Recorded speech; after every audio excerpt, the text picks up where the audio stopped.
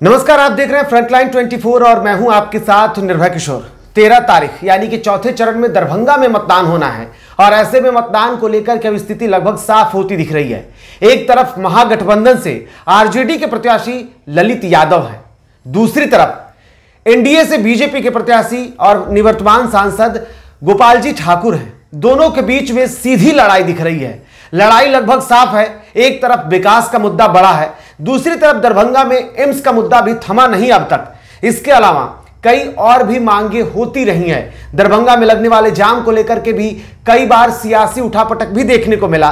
दूसरी तरफ विकास के मुद्दे पर गोपाल जी ठाकुर यह दावा कर रहे हैं कि जितना हमने विकास किया है शायद ही उतना बिहार में किसी भी एमपी ने विकास किया होगा। ललित यादव को लेकर के भी वो लगातार कई बातें बोल रहे हैं। ललित यादव की छवि पर भी सवाल खड़े किए गए हैं कि उनकी छवि कुछ बेहतर नहीं है। तो ऐसे में इन सारे फैक्टर पर चर्चा करते हैं। हमारे साथ सर बैठे हुए हैं। सर, तस्वीरों को देखा जाए, लगातार हम दोनों सफर कर रहे हैं और पूरे लोकसभा क्षेत्र का दौरा कर रहे हैं। 6 विधानसभा वहां भी है, वहां पूरी स्थितियों को देखा जाए तो क्या लग रहा है सर? देखिए, दरभंगा की बात हम लोग कर रहे हैं। दरभंगा में 2 दिनों तक हम लोगों ने भ्रमण किया है लोकसभा का। अब बहुत ही गहराई से वहाँ की जानकारी हम लोगों ने प्राप्त की है। तो दरभंगा जो है वो इन दिनों विगत कुछ चुनाव से भाजपा का गढ़ बन चुका है। बिल्कुल गढ़ बन चुका है। पहले ये कांग्रेस का गढ़ था, लेकिन हाल के दिनों में मैंने कहिए 2009 से वहाँ भी लगातार भाजपा जीतती आ रही है। कीर्ति आज़ाद जीते लगातार, फिर बीच में क्या कहते हैं ये गोपाल जी ठाकुर आ गए, 2 बार वो जीते। तो लगातार ये लोगों का फातमी राजद के थे, लगातार वो जीत रहे थे। लेकिन इन दिनों विगत कुछ वर्षों से, 1 दशक से कहिए तो वहाँ भाजपा का वह दरभंगा गढ़ बन गया।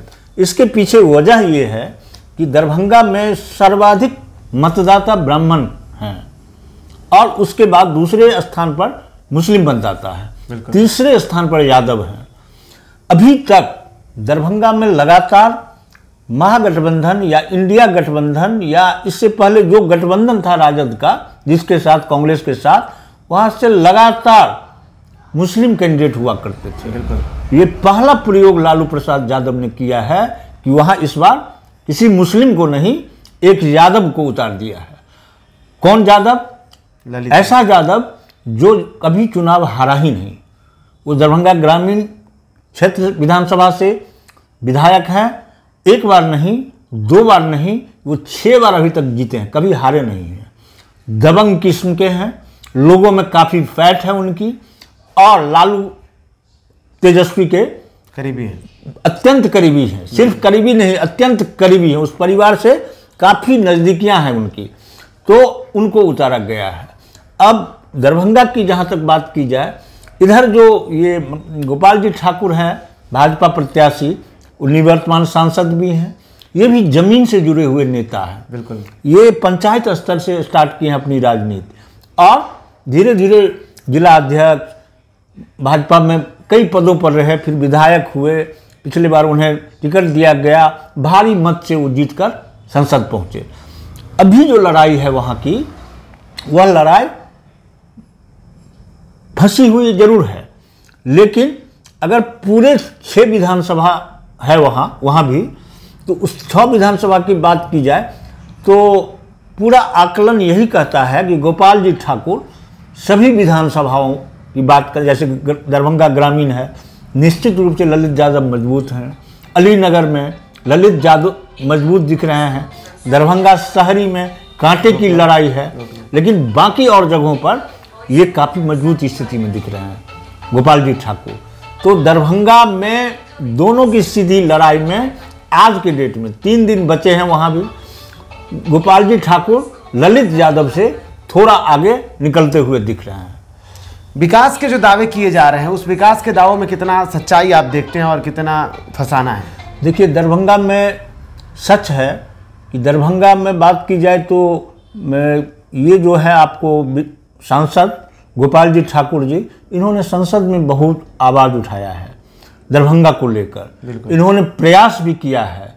मखाना टैग की बात हो, मिथिला मखाना टैग की बात हो, एम्स की बात हो, या एयरपोर्ट की बात हो, इन सब जगहों, एयरपोर्ट, इन सब कामों के लिए इन्होंने प्रयास जरूर किया है, बहुत ज़्यादा प्रयास किया है और सफल भी हुआ है।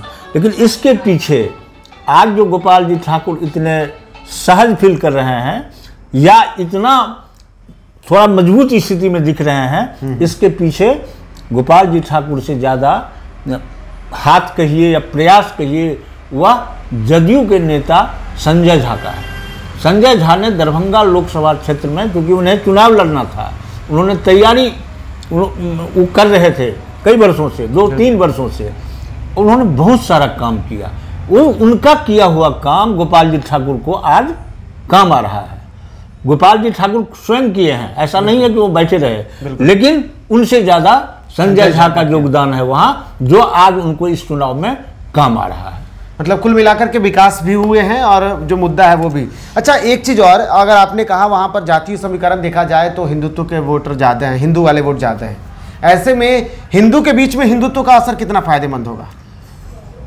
हाँ, इस बार चूंकि नया प्रयोग किया गया है महागठबंधन की ओर से, बिल्कुल, और ललित यादव एक चर्चित चेहरा है, बिल्कुल, वो जाने माने लोग हैं उस दरभंगा जिला में, और मिथिलांचल में भी कहिए तो उनको लोग जानता है ललित यादव को। चुनाव उन्हें लड़ने आता है, चुनाव की रणनीति को वो बखूबी जानते हैं, इसीलिए आज तक वो चुनाव हारे नहीं, किसी ने उन्हें पराजित विधायक के रूप में नहीं किया।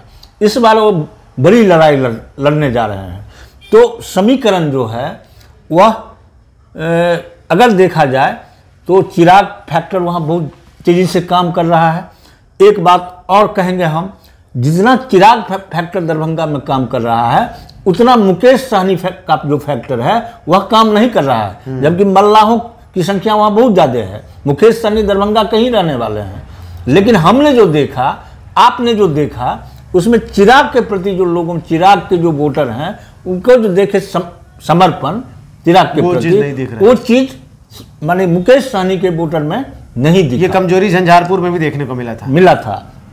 तो कुल मिलाकर देखा जाए, मोदी फैक्टर तो काम कर ही रहा है, ब्राह्मण मतदाता सर्वाधिक हैं, चिराग पासवान फैक्टर काम कर रहा है, मांझी का कर रहा है, थोड़ा बहुत उपेंद्र कुशवाहा और सम्राट चौधरी का भी वहाँ काम कर रहा है।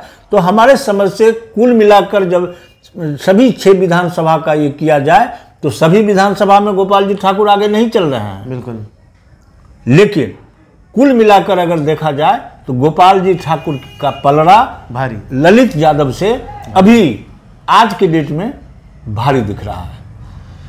तो कुल मिलाकर के देखा जाए तो दरभंगा भी लगभग एनडीए के पाले में जाता हुआ दिख रहा है। हालांकि 24 घंटे के पहले वाली जो खेल की बात हम कहते हैं, क्योंकि जब चुनाव का प्रचार थम जाता है उस वक्त रणनीतियों पर काम शुरू होती है। उस रणनीति में जो भी आगे बढ़ता है, क्योंकि ललित यादव भी काफ़ी अनुभवी हैं और ऐसे में कई चुनाव को लड़ने का उनके पास बेहतर अनुभव है। लालू यादव के साथ उनकी करीबी काफ़ी अच्छी है, तेजस्वी के साथ करीबी काफ़ी अच्छी है।